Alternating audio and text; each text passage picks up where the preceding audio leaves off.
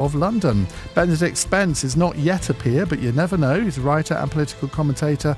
And Sam Freedman, Senior Fellow of the Institute for Government. The number to call 0345 6060 973. And do watch us on Global Player. On your radio, on Global Player, and Play LBC. Leading Britain's conversation. This is LBC.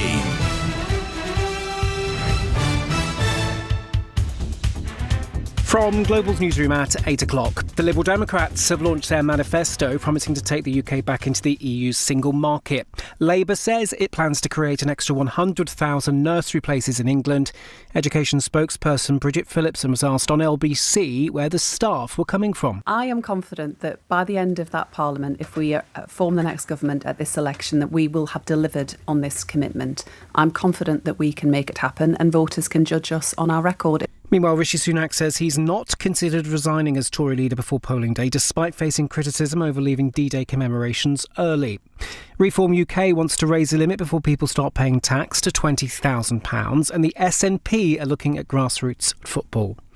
In other news, two 12-year-olds have been convicted of murder. The boys stabbed 19-year-old Sean Ceasefire with a machete in an unprovoked attack in Wolverhampton last November. Greek police say post-mortem tests show TV doctor Michael Mosley died of natural causes and there was no foul play. The 67-year-old went missing on the island of Symi on Wednesday. And England's footballers have arrived in Germany ahead of the Euros. They received a visit from Prince William before they left. In the city, the FTSE 100 closed down 17 points at 82.28. The pound buys $1.27 and €1.18. LBC weather showers lingering on northern and western coasts tonight. Drier inland and a low of 5 degrees. From Global's newsroom for LBC, I'm Daryl Jackson.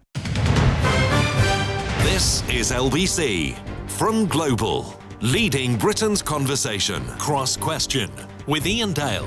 Hello, a very good evening. It's 2 minutes past 8. Welcome to Monday's Cross Question here on LBC. With me in the studio, Sam Freedman, Senior Fellow for the Institute of Government, former Senior Advisor to Michael Gove when he was Education Secretary. Benedict Spence is a writer and political commentator.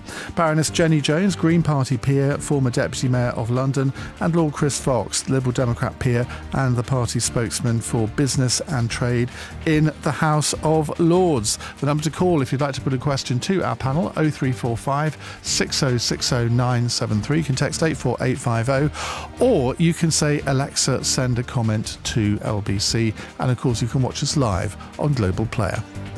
Call 0345 6060 973. Tweet at LBC. Text 84850. Cross Question with Iain Dale. This is LBC. And let's go to our first caller. It is Chris in Richmond. Hi, Chris. Evening, Ian, panel. If the Labour Party does get into power and puts 20% on VAT on private school fees, what can or should be done for children with special needs in some of those private schools? Because there are quite a lot of special needs schools that are in the private sector. Benedict Spence. I would have thought that the government would be able to take some of that extra money raised via VAT to set it aside to help children with special needs if they meet a certain criteria. I would have thought that would be the fairest thing. And, special needs it's quite a broad spectrum of requirements. There are going to be some children who can be helped by the state sector, although that, of course, will also require more funding. But, very often it is the case that parents, they make a lot of sacrifices. I'm not going to talk about, the middle-class parents who sort of scrimp and strive to put their children through good schools, but because actually that is what is necessary for their children to be given a semblance of an education that works for them and that doesn't put excess strain on other children in other circumstances.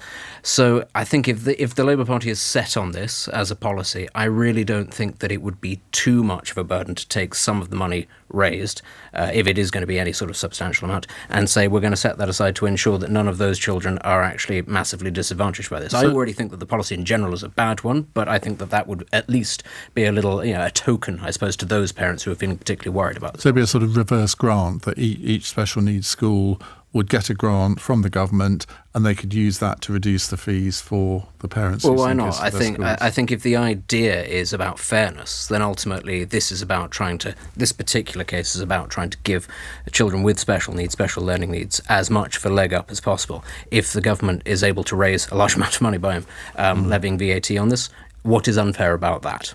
OK, Jenny Jones?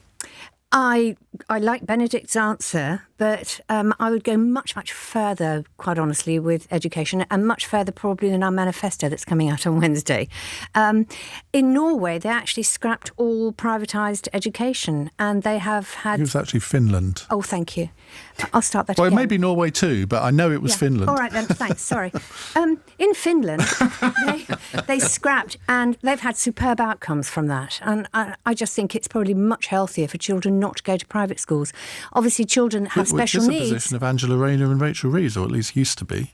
Well, I'm afraid Labour's sort of drifted to where the Conservative Party used to be. It's really sad, you know. You don't have much choice anymore. Not on school fees for private schools. Well, they have to have something different, don't they, from Rishi Sunak?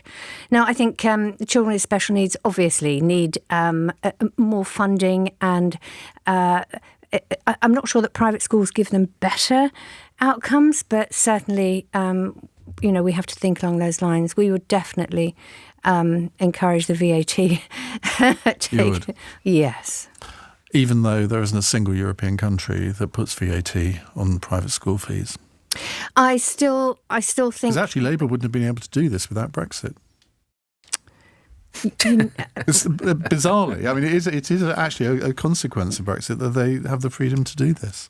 Anyway, moving on to Sam Freedman. On the specific question, Labour have said that they will exclude children who are on education and healthcare plans who have the most serious special needs, so they wouldn't be charged with that anyway.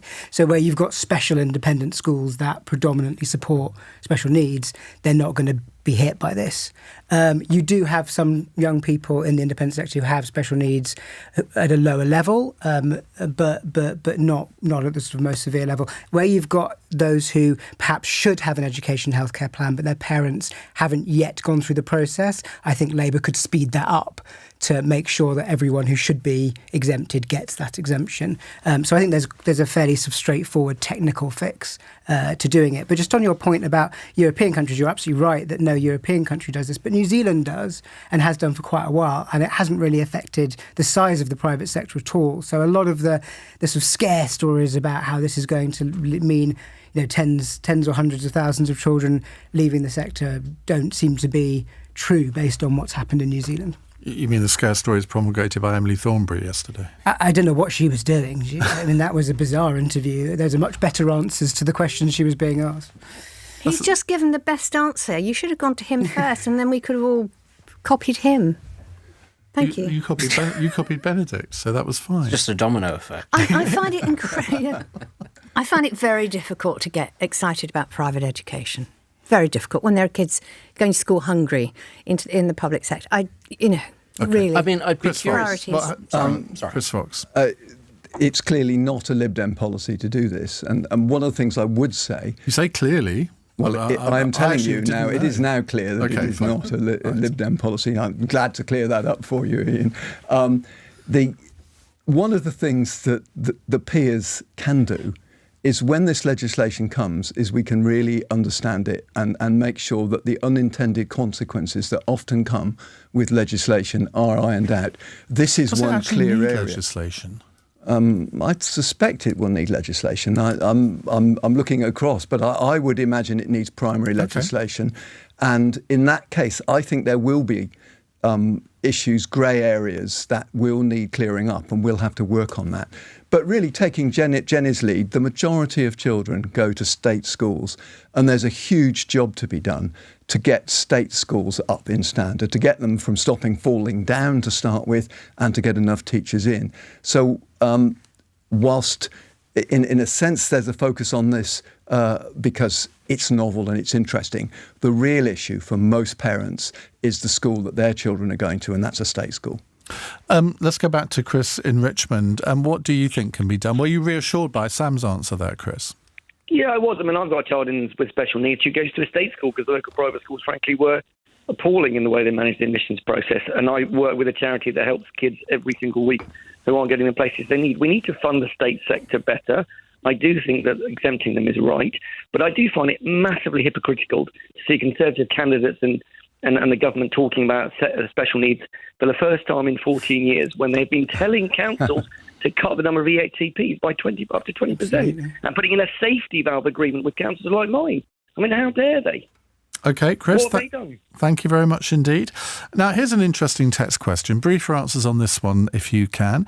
Neil in Glasgow. Should we require ministers to have more direct experience in the area they have responsibility for? E.g., should you be able to run the Department for Education if you don't have credible experience in teaching?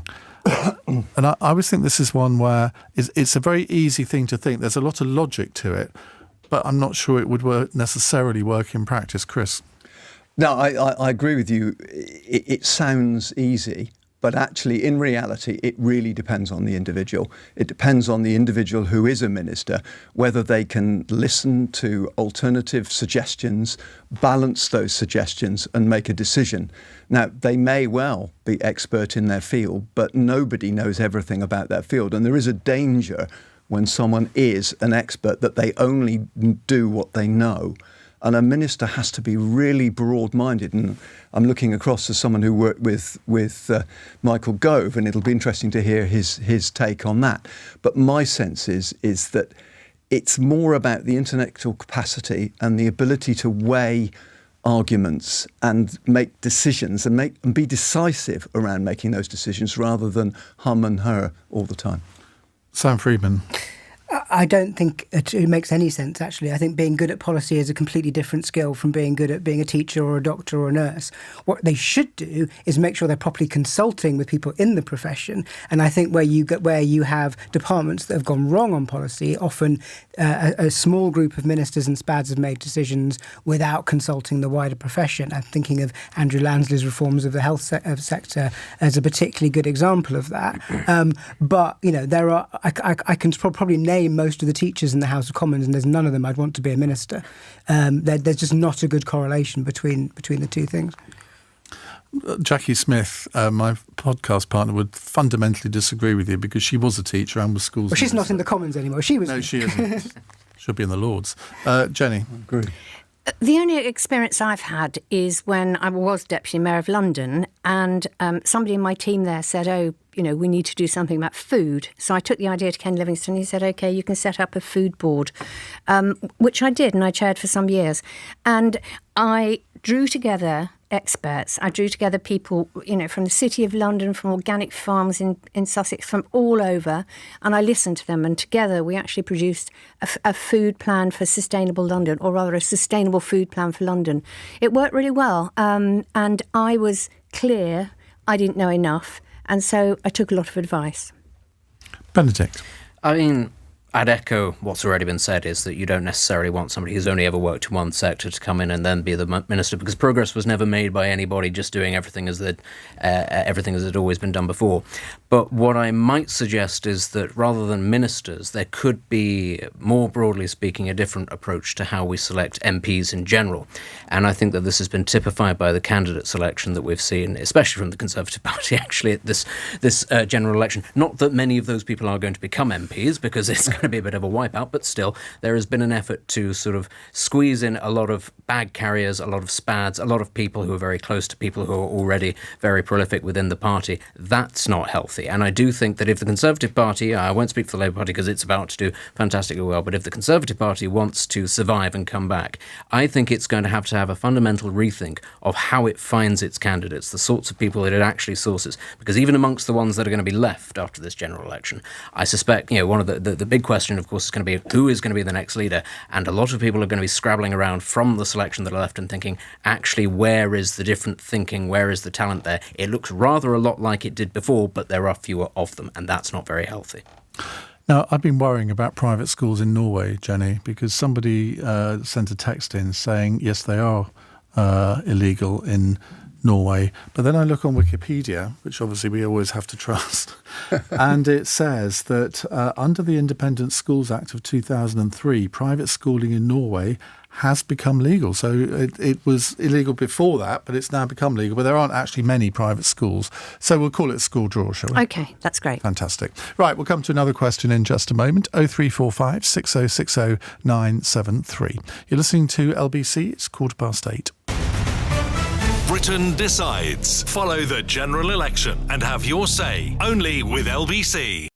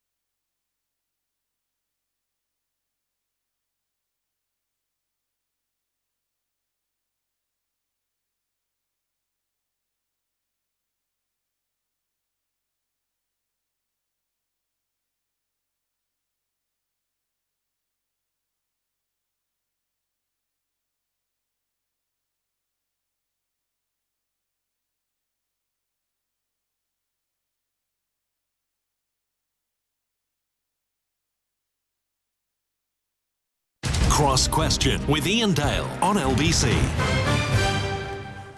It's 8:17 on LBC. Our panel, if you've just tuned in, we have two members of the House of Lords with us, Chris Fox for the Liberal Democrats and Jenny Jones for the Greens. Benedict Spence is a political commentator and Sam Freedman, Senior Fellow of the Institute for Government. What does being a Senior Fellow involve? It means I can use that title.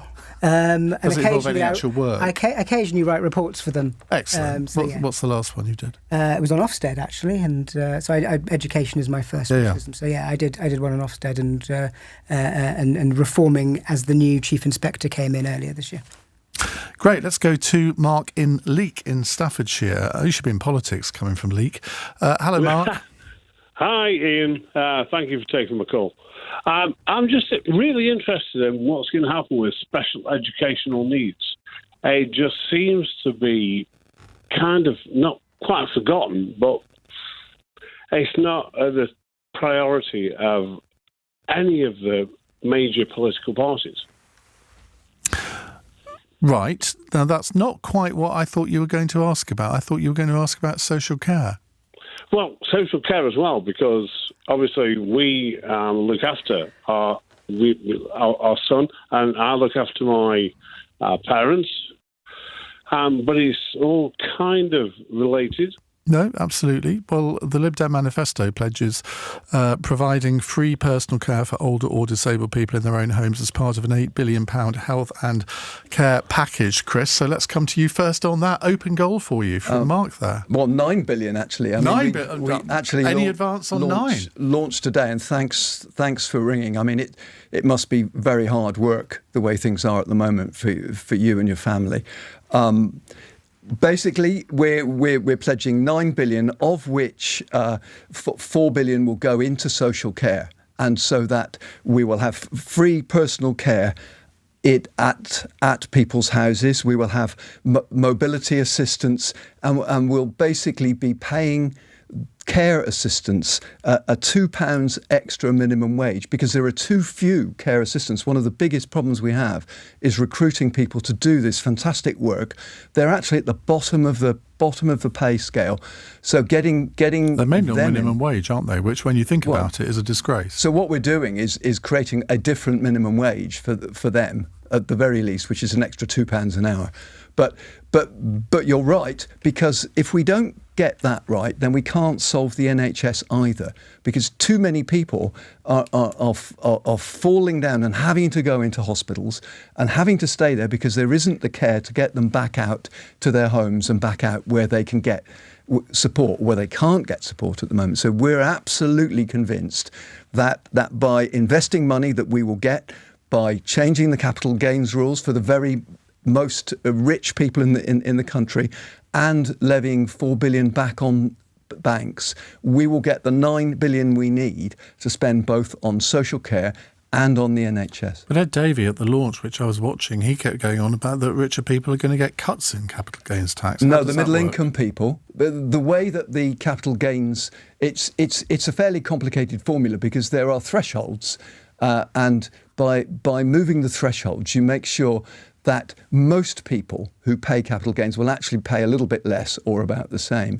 But anybody who is gaining over £100,000 starts to pay more. So and that is a very small number of people. It's 0.1% of the population in this country. Sam? So money's an issue with social care, for sure, but the other issue is the way the market is structured. Almost all social care, certainly residential social care, is provided by the private sector, and it's increasingly being bought up by private equity firms who take on massive debt loads and then take out huge amounts of the money that they get, mostly from the government, in order to manage that debt load. So if you're really going to have a proper reform package around social care, yes, you do need a bit more money, but you also need to stop that money just being filtered right out of the system and out to the Cayman Islands, which is what's happening at the moment. So I think you need a plan to manage, to shape the market, even if you're not going to bring it completely national, rather than just sort of letting what's happening at the moment, which is private equity buying up the sector. Somebody says here, will I be taxed when I sell my house? It depends on what your capital gain is, but if it's less than £100,000, you will already, by the way, be taxed. There's capital gains already. But a second home, not a first home. No change from that. I was going to say, sorry, thank that you very might have much. been a big gaffe, Chris. Thank you. You saved me for a Thornbury moment. Sam was helping you out. So much. No, it remains exactly the same as before. So it's only on the other capital gains that people get. Benedict. I mean, just on this, I'm curious, is this going to be sort of done as a blanket policy, or is it going to be different depending on region, for instance? I mean, it's one thing saying to somebody in London, you're not going to, only going to be taxed on everything you get over 100,000, but on somebody in Humberside, that might be a sort of a completely different figure. I mean, is it going to be uniform for everybody? Well, as we've heard, it isn't around property prices. It's basically It doesn't have to be about property prices. Money goes a lot further in different parts of the country, depending on, the cost of living. Well, as I said, it's 0.1% of the population, so it's a very small number of people. And how much will it depends how much they've made. I'll tell you what, I'll give you the spreadsheet. But can you say that it's going to be between 8 and 9 billion with any sort of certainty? Because one of the fears that I have around this sort of thing is, we're talking about how it's not going to affect sort of the middle income people. It'll only affect the super rich. But we always hear the first thing is, as has just sort of slightly been alluded to, people with any sort of skin in the game do what they can to make sure that wealth cannot be found the second that it comes time to pay the taxpayers, the taxman. So it's all very well hearing that this is going to be caused by a tax on the super rich. I just never quite trust that it'll actually snare the super rich, because they have quite good, they have good tax laws themselves. That's part of the problem that I have. Of course, and we have to move to make sure that done. By the way, it's not 8 or 9 on capital gains; it's 5 on capital gains. So that's about half what you were suggesting. Okay. Yes. Okay, Jenny. Let's go back to Mark's question, because it is obvious that funding for the NHS is also about funding social care. And what the Greens promise is that we will invest in the NHS in a way that hasn't been done before. I hear constantly from Tory colleagues that, we're spending more on the NHS than we've ever spent, and that's because of all the privatisation. As Sam just said, so much is going out. It's something like 5 to 10 billion is going out in privatised services. And you have to stop that outsourcing. Which is about 6 to 7% of the entire NHS budget. It's still money that we could spend on better things. That's the whole point, and not on profits for other people. But there are lots of things in the time. private sector that have always been provided by the private sector for the NHS. I'm going to go back to what I want to say rather than argue with you because obviously you could throw me out. I know that. As if.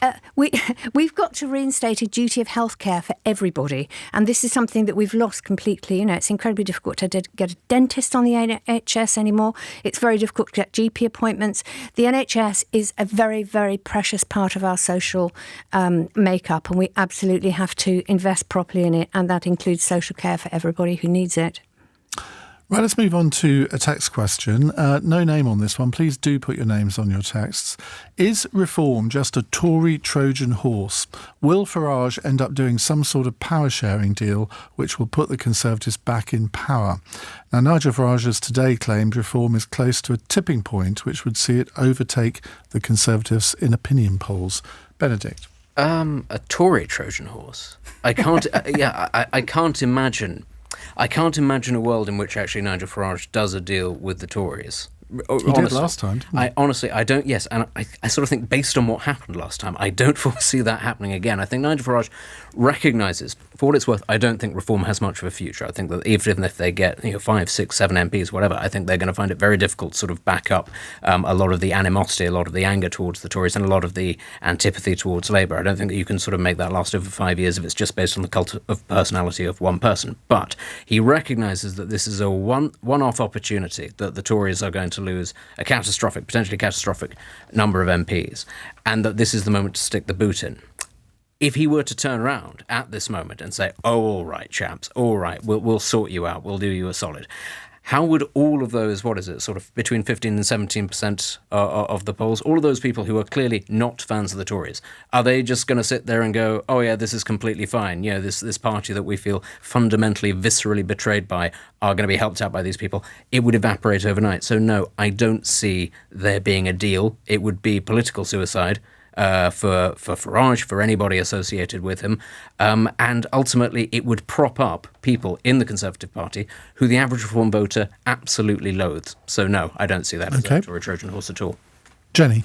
I can't think he's going to make a deal, but who can know what goes on in his head? It's like trying to worry about what the cat thinks. He is somebody who is utterly untrustworthy. How he's as popular as he is amongst disaffected people, I simply don't understand. I hope the people of Clacton... Isn't that part of the problem, though? That I think that the so-called Westminster elites, of which all four of you are part, often don't understand the appeal of Nigel Farage and what he's saying to people out there in the real world. I think they're putting a lot of their dissatisfaction onto things he's saying, and loads of different sorts of dissatisfaction. When I was on the London Assembly, I was on it for 16 very long years. On 2 occasions, we had far-right people elected, 2 UKIP and 1 BNP.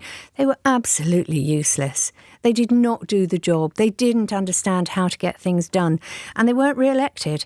And I think that's probably what's going to happen to reform. It's just going to vanish in a puff of smoke. Mind you, I'm trying to look for some wood to touch for luck. We don't have wood in this studio. No, you don't. I just think, they keep sort of metamorphosizing into different bodies and without any clear agenda apart from win power. What are they going to do if they win power? Do you think Nigel Farage will win his seat? I certainly hope not. Well, I know that. That indicates you probably do think he will.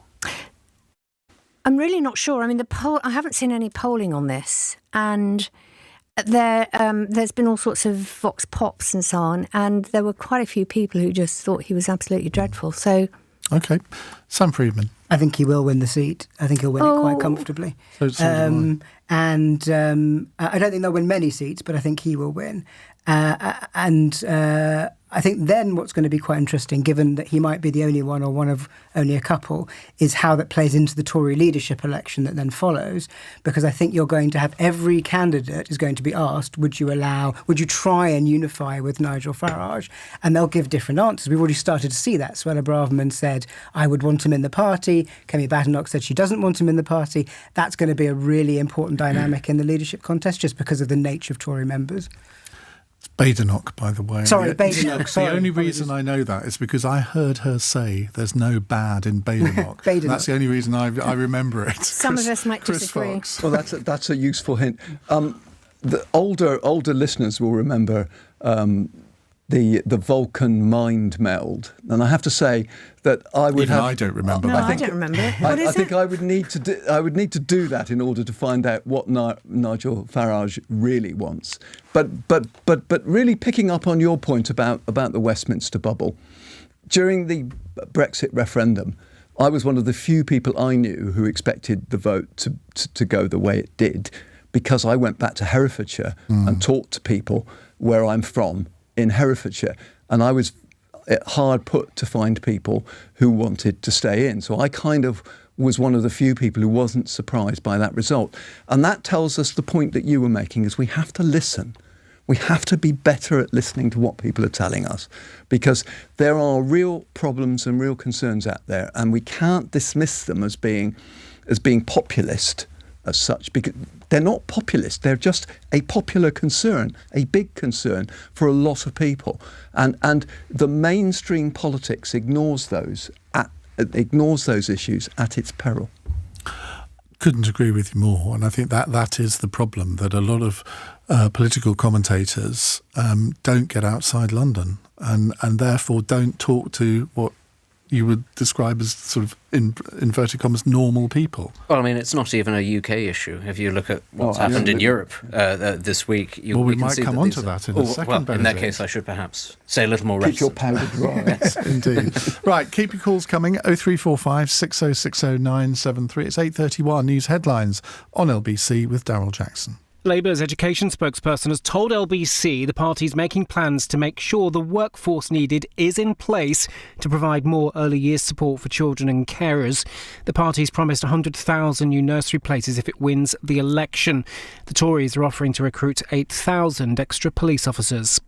Two 12-year-olds have been convicted of murdering a teenager in an unprovoked machete attack. Sean Ceasefire was murdered whilst walking through a park in Wolverhampton in November.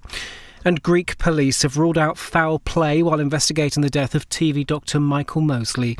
They say there's no sign of criminal activity or an injury that caused his death on the Greek island of Symi. LBC weather: showers lingering on northern and western coasts tonight, drier inland and a low of 5 degrees. This is LBC.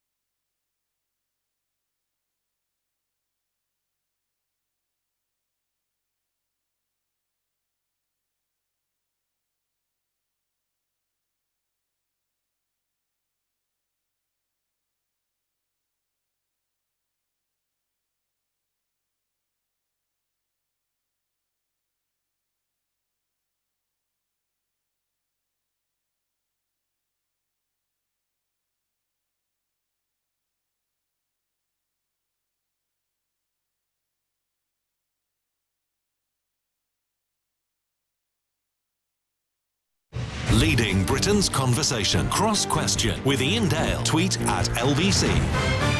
8:33. Lord Chris Fox is with us, and whenever I say the Christian name in the middle, I always get people saying, that's not right, you shouldn't say the Christian name. Well, we use Christian names on this programme, don't we, Baroness Jenny Jones? We do indeed. Indeed. Green Party peer. Benedict Spence is writer and political commentator, and Sam Freedman is a senior fellow at the Institute of Government, which means he writes a bit when he feels like it. Yeah, he agrees with me. Right, let's go to another text question from Sunil in Leicester. Is it inevitable that far-right parties will emerge here like they have in France and Germany? Jenny? I think they are emerging. Whether or not they're going to be successful is another matter. Do you class Reform as far-right? I certainly, I think I do, actually. Yes. I have met a few of their people, well, two. And on that sample, you conclude? Well, Well, they said terrible things, and seemed... But anyway, the whole point is, in a democracy, fair enough, what Greens would do is have proportional representation, in which case we would get far-right candidates, and they would probably be elected. They'd get enough to do it. And that's life, isn't it? Well, is it? Why would you want to introduce a voting system that would positively encourage extremists? I don't want to encourage extremists. What I want to do is allow people to vote for what they want. And quite honestly, if people move towards a far-right party, that's because the other parties aren't listening to them the way that you were talking about earlier. I was talking to Jacob Rees-Mogg the other day. I don't know if I ought not to quote what he said, but I will. I said to him, he said, how was it? And I said, nothing that having another 10 peers wouldn't put right. And he said, on principle, I think you deserve more. But then, you'd have to have some right-wing peers as well. And that is, I'm afraid, just how democracy works. Because I think UKIP have only ever had a couple, haven't they? Malcolm Pearson was one. Have there been any others? But you see, isn't this where we have a problem, Benedict, where this whole phrase, far right... Now, to me, far right means overt racists. Yes. Anti-Semites, sort of really horrible people. Hard right does not mean that. Well, if it means anti-Semites, then that is a really interesting definition, because there are awful lots of people of all kinds of the spectrum in the United Kingdom who fall into that category. So I think, maybe we need to be a little cautious about throwing around the term far right just yet. I think there are lots of people who are racists within mainstream parties. Let's not get away with that. You shouldn't therefore tar all the parties with that, or all the parties would be in a real pickle. But I would echo what Jenny's saying there, is that the far right emerges and the far left emerges when mainstream politics fails people and they look around for solutions and they want simple answers to problems. And that, I think, does fall very squarely, not on the voting public, that falls on the parties themselves. You can't then blame horrible, nasty, racist, backwards people for desperately sort of flailing around trying to find a solution to things. Our political system as it is obviously insulates us against what you might see in other countries.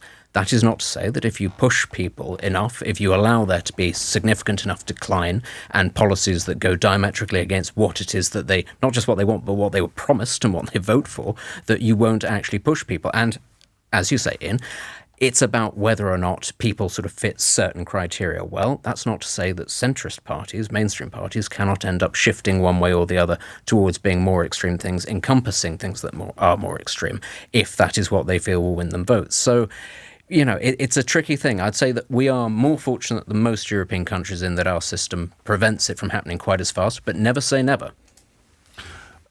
Sam, is it just our voting system that means that we don't have this issue like virtually every other European country does, or is it more complicated than that? The voting system is really important. Like most European countries have PR, which means that if a party gets 20% of the vote, they get a decent number of seats. We've seen the far right, or the radical right, as I would call them, go into coalitions in a lot of European countries now at different points.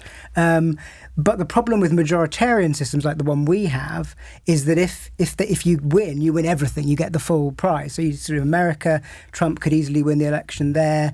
We could see Marine Le Pen's party win the French presidency next time, and then you get the full pot. So in a way, PR systems do allow them in, but then they give you some protection against extremism, whereas a majoritarian system will keep them out until it doesn't, and then they win everything. Chris? It's the first past the post system means that big parties have a very broad spectrum of people within that party. So your definition of a hard right, I'm not sure what that is, but I would say that there's certainly some in the Conservative Party who would fill that criterion. So what you tend to get in the first past the post is a very broad spectrum of views rather than more narrow parties that focus in. So in a sense, when people are voting for a party, it depends what part of that party they're voting for at the moment. Whereas if one had a proportional system, and I take the point about it opening the door perhaps for some radical right entrance and indeed radical left. But what it would, in a sense, you'd have parties that were a purer play and less of a broad church.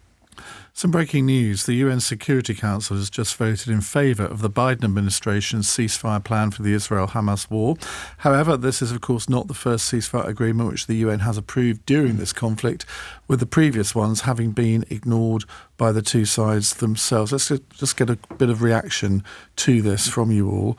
Chris, let's start with you.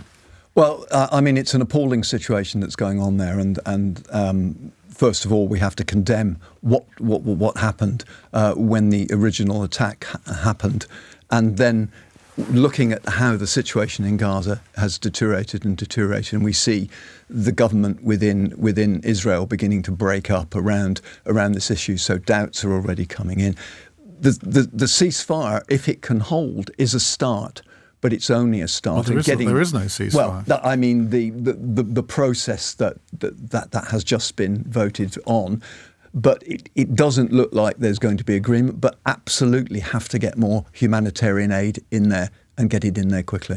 Benedict, isn't this the same sort of virtue signalling from the UN as sort of people saying, oh yes, I agree with the two-state solution, when both of the sides not interested in it? My view when it comes to this conflict, as with other conflicts, when the UN comes out and it makes a proclamation, is great, who cares? What are you going to do? Are you going to put troops on the ground? No.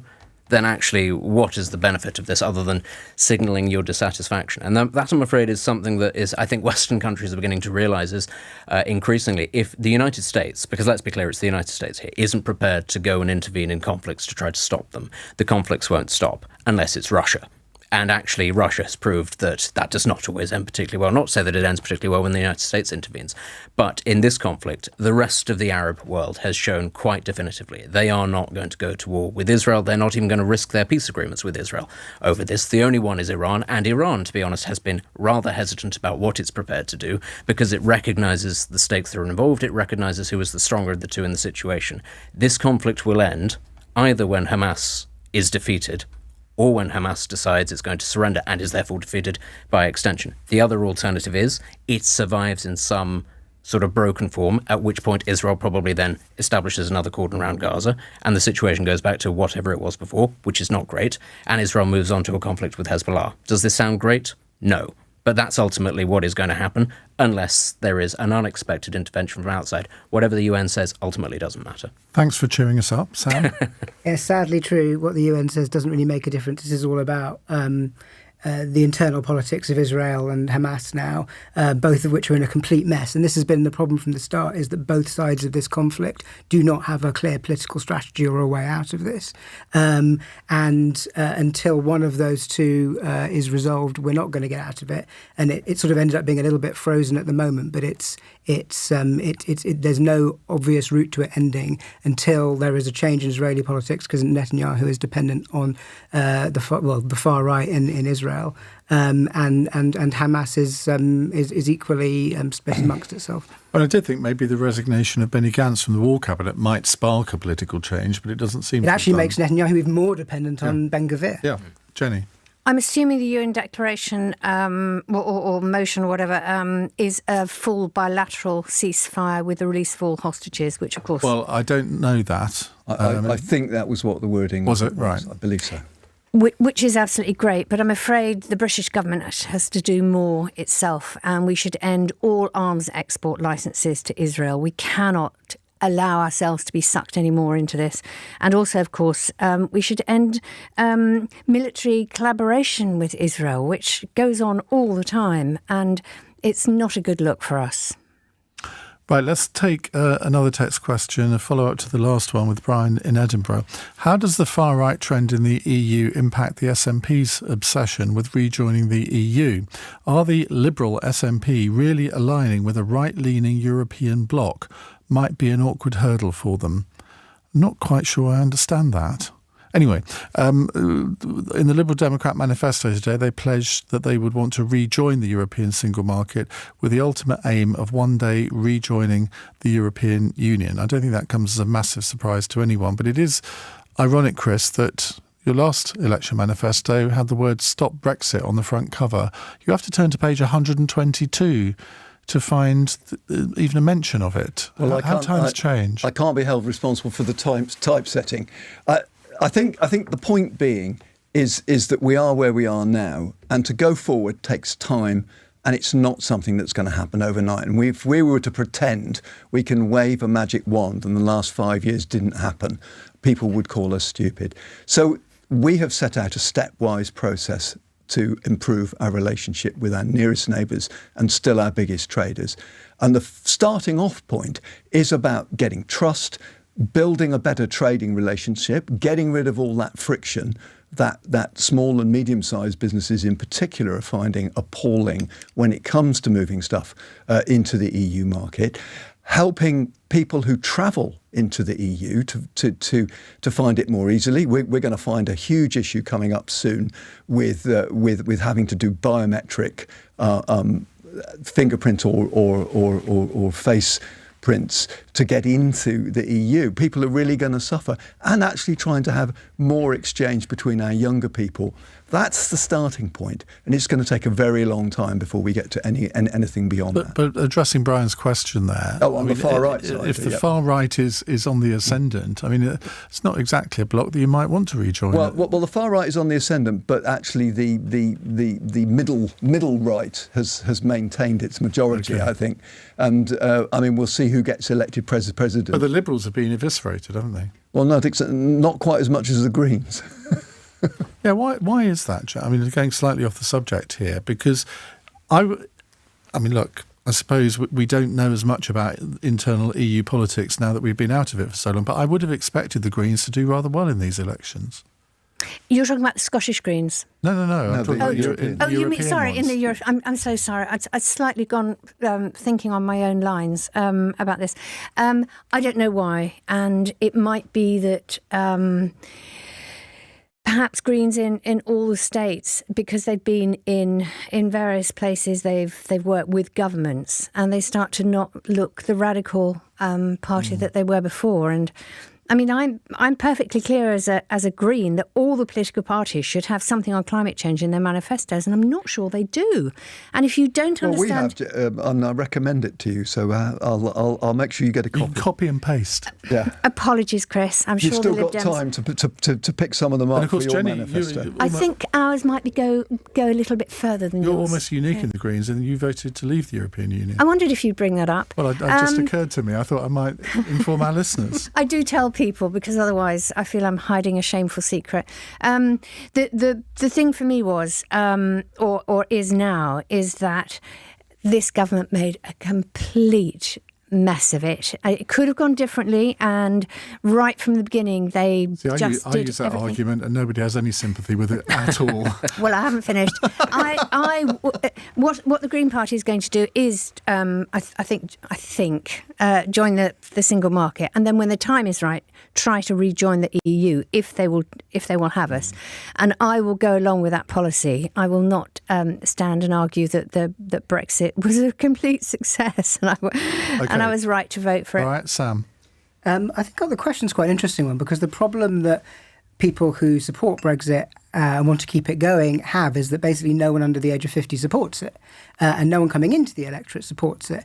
What might change that? And one of the things that might change that is if European countries like France and Germany become associated with very right-wing politics. And that might happen over the next few years, particularly if Le Pen's party wins the French presidency. So it actually could be one of the things that if you like, saves Brexit.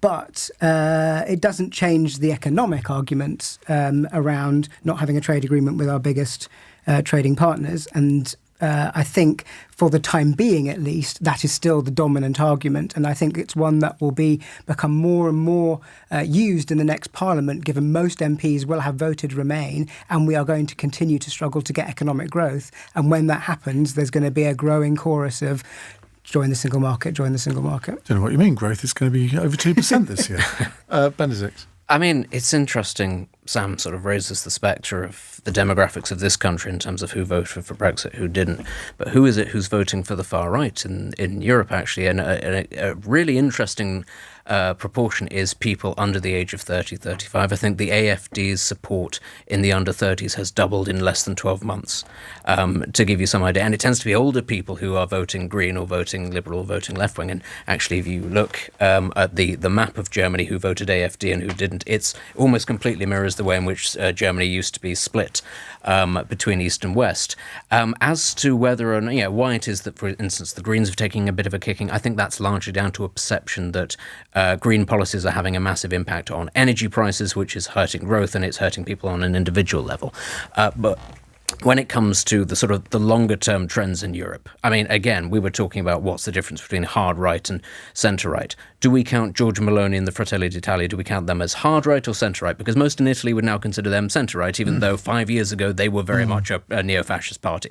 That is the direction of travel that's going in that part of the world. And even in countries actually which are a little more, aren't having these sort of massive fluctuations further east, Poland, for example, Slovakia, there is a lot of, you'd have to say it's much more aggressive. I wouldn't even say nationalism, but it's very firmly planted in the centre-right. And it must be said, for as long as Russia remains a military threat on the Eastern European borders, that will continue to be the case. And in fact, I think they might become a lot more sort of deeply entrenched for cultural as well as political and economic reasons. They do not want to go back to a world in which they find themselves under somebody else's yoke. They're going to be a lot more assertive. That was one of Putin's, of course, major gripes about Ukrainian nationalism. That is the direction of travel. So if we want to rejoin the European Union, you might find a very interesting situation where a lot of people who were previously very against it think, oh, I quite like this new nationally assertive European Union. Perhaps there's something for this in me. But it might not be the younger generations who tend to be, in this country at least, at the moment, slightly more left-leaning.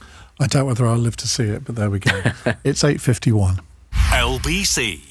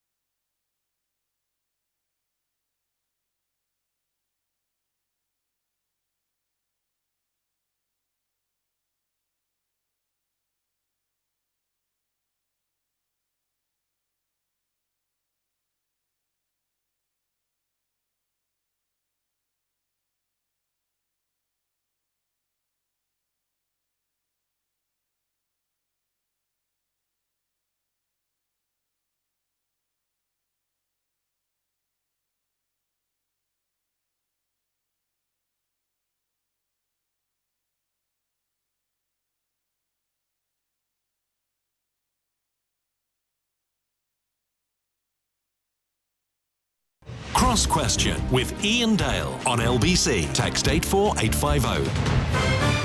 8:52. Damien says, I've always had a lot of time and respect for Jenny Jones, especially when she was the Green Party's mayoral candidate in 2012. You can sense a but coming on. Yeah, no, Jenny. But her analogy on Nigel Farage and reform, comparing them to parties like the BNP and the London Assembly, is completely wrong. Yes, the BNP were a here today, gone tomorrow political party, but Reform UK were previously the Brexit party and won the 2019 European elections. And prior to that, Nigel Farage and others were members of UKIP that got almost 4 million votes in the 2015 general election and won the 2014 European elections. By any definition, that is not the sign of a here today, gone tomorrow politician or political party. Well, put that in your pipe and smoke it, Jenny. Thank you. John in Reading is on the line. John, what would you like to ask? Good evening, panel. Good evening, Iain. My question would be, the population birth rate in the UK is dropping dramatically. Who is to blame? Men and women for not having enough sex, I would say. That's a simple answer. Should we move on after that? Sam?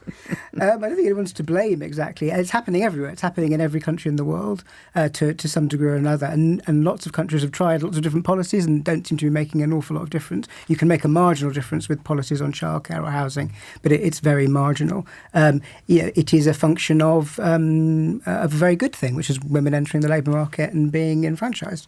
I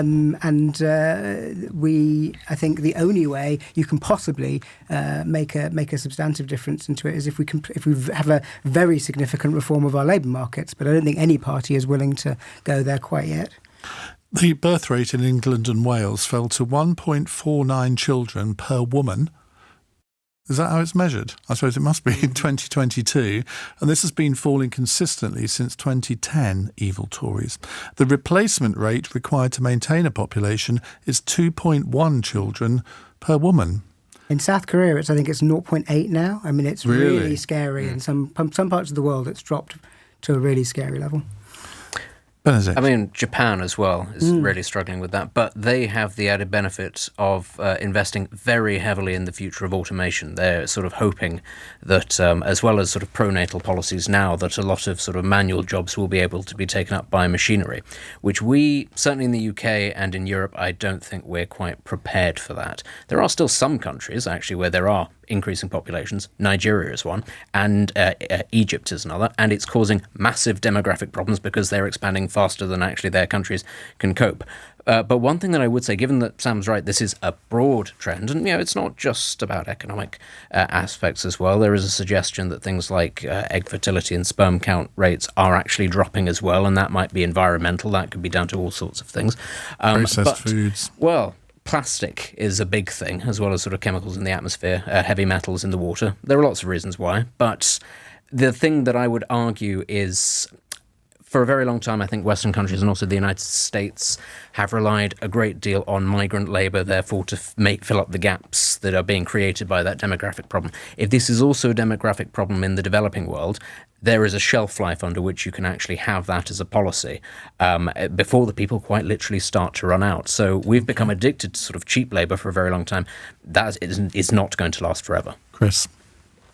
Well, I'm not going to add to the biological explanation, but I really would enjoin that particular sentiment about the demographic shift and the challenge that gives this. Let's look at this country, and we're seeing a huge change.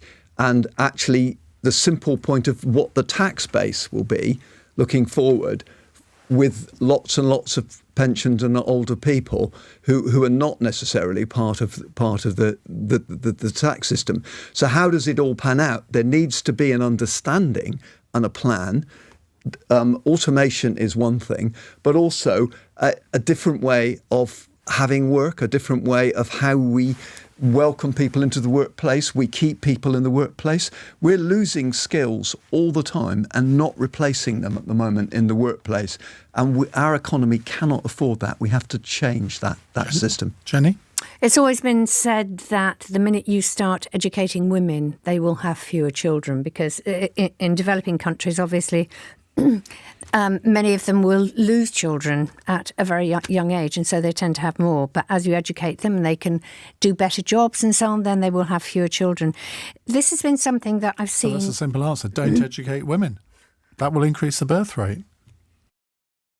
That's an interesting idea. That is a joke, by the way. I wasn't being serious. I really wasn't being serious. All right. The equivalent of tumbleweed. Just went down your side. Yes. I just didn't want to be the first to laugh, just in case it was serious.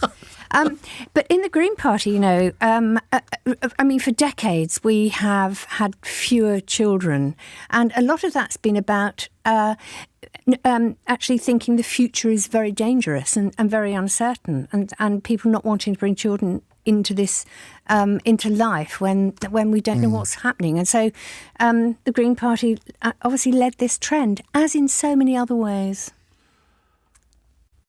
Okay. What? You can't... More tumbleweed, I suspect. Right, our fun question to finish the programme. Jenny, nearly was that last one, wasn't it? Jenny in Carmarthen says, Ian McKellen says he'd love another chance to play Gandalf in the new Lord of the Rings film, which will be made in the next couple of years. Who else would you love to see return to a previous job, and why? Chris Fox. Well, I knew it would come to me first, and I'm really dredging up, but there was a time when Dirty Den was in EastEnders, and I used to watch it because it was compelling soap opera. Since then, I've never watched it, and I am no longer in touch with popular culture. Well, he's dead, so I know. not much. You Mind told you, you told me I could. In soap world, anything can happen. Benedict. He's only just left, but I'd quite like Jurgen Klopp to come back and manage Liverpool. I don't really know how I'm going to cope with the great uncertainty of the next couple of years. It was a wonderful ride. I enjoyed all of it, and I'm devastated that it's come to an end. Sam. I'd like Bill Clinton to come back and be American president, which, even though he'd lasted it 24 years ago, he's still younger than either of the candidates this time. So he could do. It's possible. Jenny. Why on earth would you want Bill Clinton? Because he's a lot better than Trump. Yeah, but not better than Obama. Anyway, sorry. Okay. Actually, I could make a very good argument that Clinton was better than I think Obama. he was definitely better than Obama. Yeah, so could I. He told lies. I don't people. An American president telling lies? My word. Now, Ian, you're going to think I'm obsessed with Arnold Schwarzenegger, but I would like to see him come back in another Terminator film, because I think he was absolutely superb in those. You watch Terminator films? Yeah. You never cease to amaze me, Jenny Jones. Well, every time you come on the programme. Boris Johnson introduced me to Arnold Schwarzenegger. It's the only thing Boris ever did for me. Total Recall was on the television last night. Did you see it? I didn't. No. Oh, come on. No. Is it rather telling that there's only one busy. Politician that any of us would actually have back, and the rest of us went for popular culture?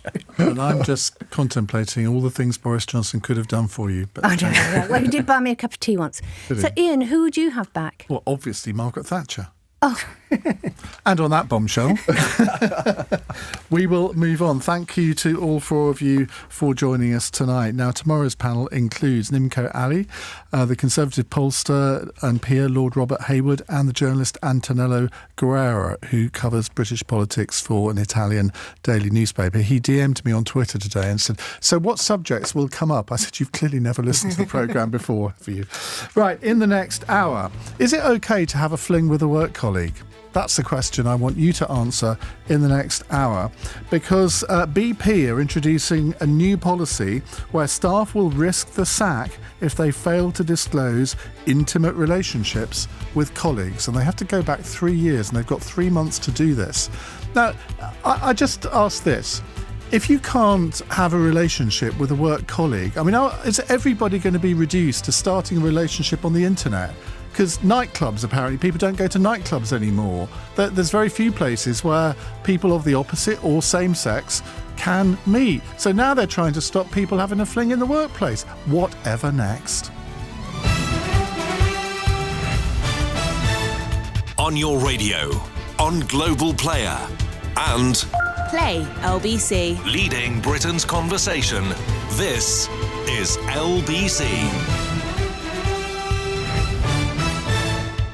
From Global's newsroom, the Lib Dems say they would rejoin the EU single market if they are in government after the election.